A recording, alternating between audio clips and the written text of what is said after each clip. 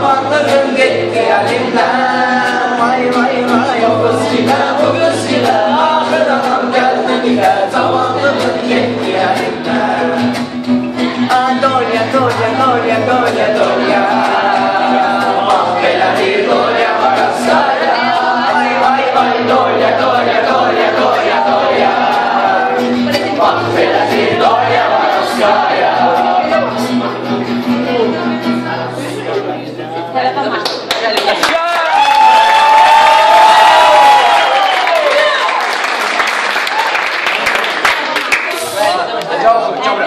Sen dedin.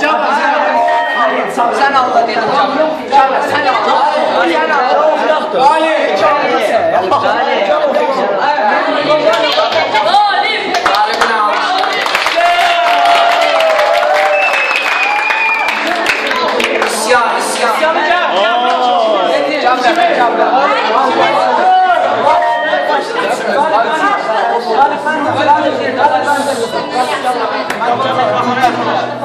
Gitti. Benim bu derdim ne yağan yağmurda, ne yalancı sonbaharda, ne bomboş sokaklarda.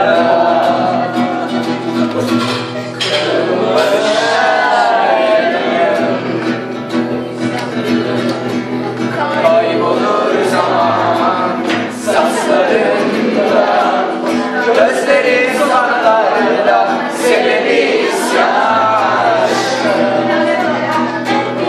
Sirrin yanar için kararda, isyan. Geriye bir avuç yalan, beni bu derdine sen aldırma. Gittin yer kafamı.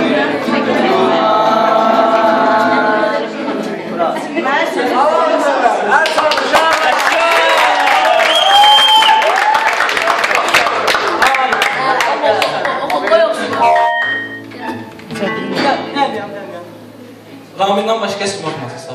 Yo oxu. Yaxşı, ikimizdən başqa. Yaxşı. Aha oxusun. Yo oxuyum. Üstün gitti gönül kafesinde, doldu gözler yaşlarım son sözünde. Elini teşli yar ellerine gitti hiç düşünmeden. Ne olar zaman geri dönse de sen yeniden kaytarabilsen, sen ne olabilsen, ne olar gitme. Düşünmedim benim sonumu gece sevilme. Hayat yolunu yandım her gece, onun hasretiyle ben sevdim o gece, o bilmedi. Yar diyebilmedim, başkasına yar oldum. Onu silebilmedim, o silmedi.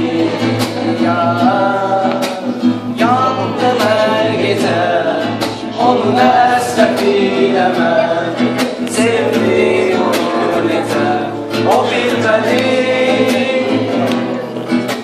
Yar diyebilmedim, başkasına yar oldum. Onu silebilmedim, o silmedi.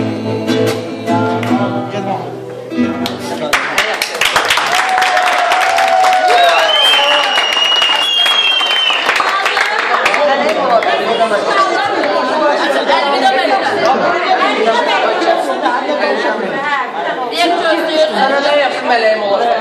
Hayalinizde mektaba. Her yer. Bravo, elbide mektup diyende ham horla deysin. Yavaş.